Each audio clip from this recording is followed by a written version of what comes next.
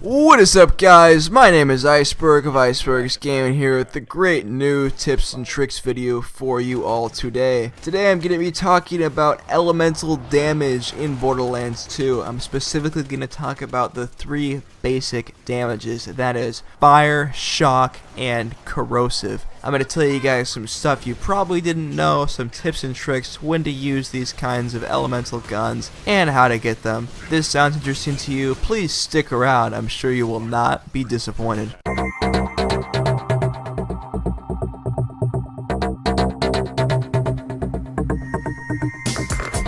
Talking about elemental guns and their effects in Borderlands 2. You might think you know how they work, how they function, but I bet I have some brand new information for you today that is going to completely change your outlook and make you overall a better Borderlands 2 player. So nowadays in Borderlands 2, you can't go anywhere without finding an elemental weapon.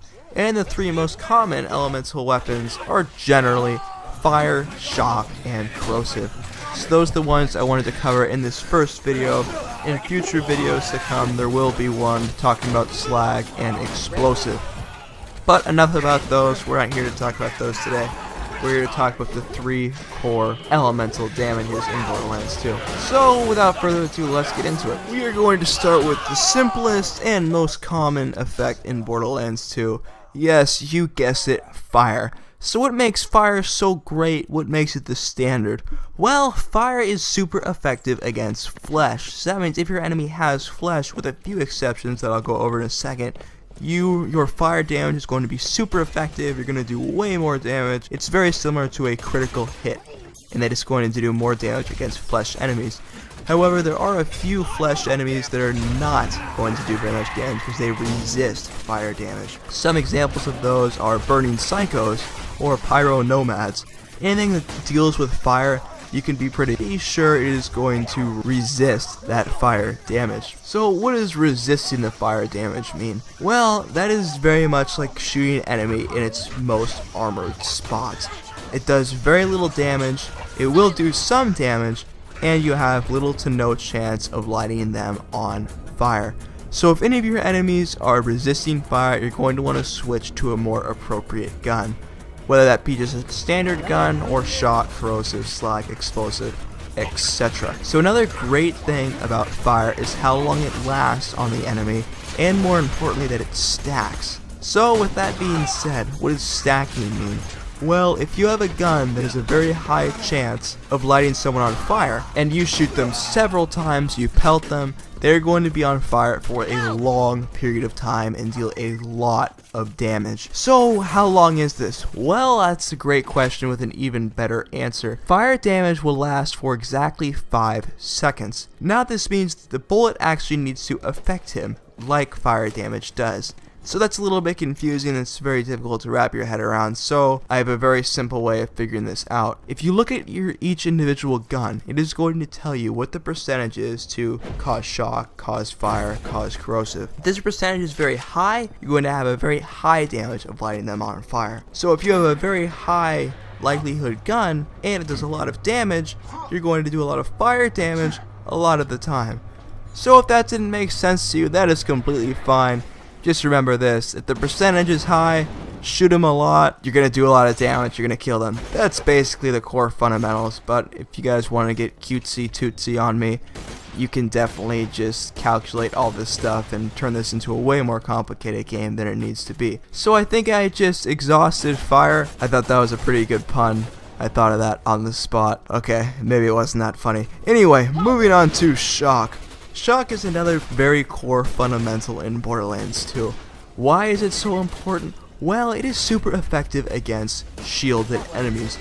A lot of enemies do have shields in Borderlands 2. They're not quite as common as I believe they were in Borderlands 1, but they are still a big deal. So there's a few enemies in the game, I can't think of any right at the top of my head, that have huge shields health, but very little normal health. You might have noticed that you can purchase a shield, it's called a turtle shield, and it reduces your max health and makes your shield very large. That is very similar to what some enemies have in Borderlands 2.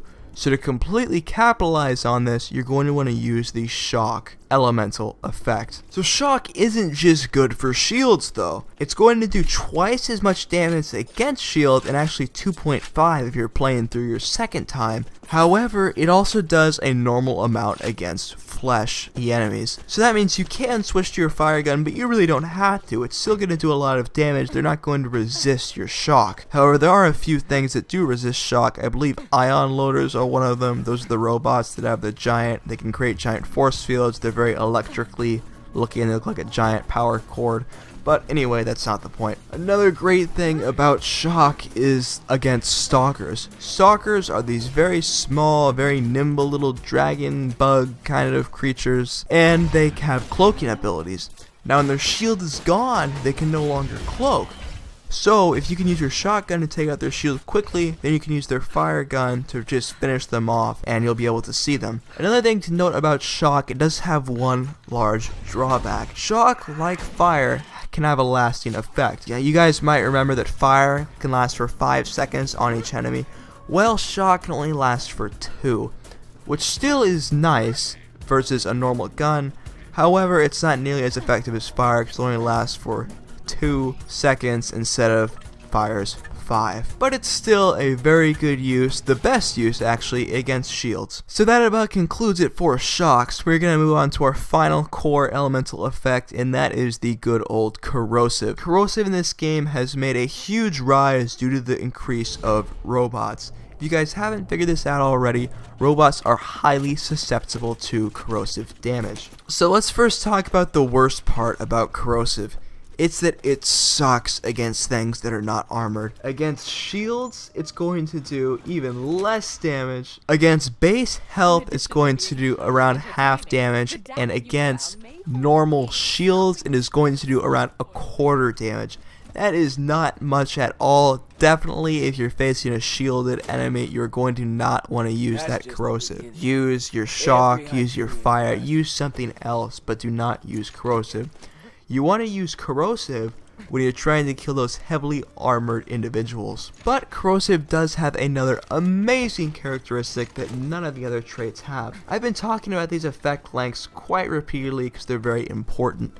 That, once again, is to refresh you guys, the effect length is how long do they take extra damage after you have fired that shot. Corrosive lasts for a whopping 8 seconds. Yes, that is right, 8 seconds. So that means if I shoot someone with a corrosive gun and it lands and it successfully corrodes the enemy, I can walk away and for 8 seconds he is still going to be taking loads of damage. That is a great feature that is going to completely decimate robots in Borderlands 2. So let's do a quick recap on the basics of elementals as well as the 3 categories: fire, shock, and corrosive. So the first thing you're going to want to note, like I said in the beginning, that was very confusing, every gun is going to tell you the chance it has to shock, ignite, or corrode an enemy. The higher that is, the more likelihood you have to do additional damage. And that additional damage can depend on what kind of elemental effect it is. Like I said, fire lasts for 5 seconds, shock lasts for 2, corrosive lasts for 8, which I just need to emphasize is huge. That is a lot of damage. And so fire is really good against those fleshy enemies, shock is very good against those shield enemies, and corrosive is very good against those robotic armored enemies. So my loyal viewers, that about concludes it for this video. I put a lot of effort into this one. I got a lot of information for you guys. I really hope you enjoyed it. I hope it wasn't too confusing. It's a bit of a confusing topic to try to teach and educate other people about. But I really hope you learned anything. If you have any questions for me, any clarifying things, or any questions about me or anything else about Borderlands 2 really, leave them down below. I'll be sure to answer them in a timely manner. If you have any suggestions for new tips, tricks, stuff you'd like me to cover, leave those down below as well. I'll answer them and more than likely do a show on them. I'm happy to help out my subscribers and my viewers. I love to please them. I'm only here because of you. If you enjoyed the video, I would appreciate a like down below. That always helps me out. And if you like this kind of stuff, this great content, I post quality Borderlands 2 content every day of the week. Consider clicking that subscribe button right up top. I think you'll enjoy it. I do lots of tips, tricks, walkthroughs, how-tos, pretty much anything Borderlands 2. So if it sounds interesting to you, click that subscribe button. If not, that's cool too.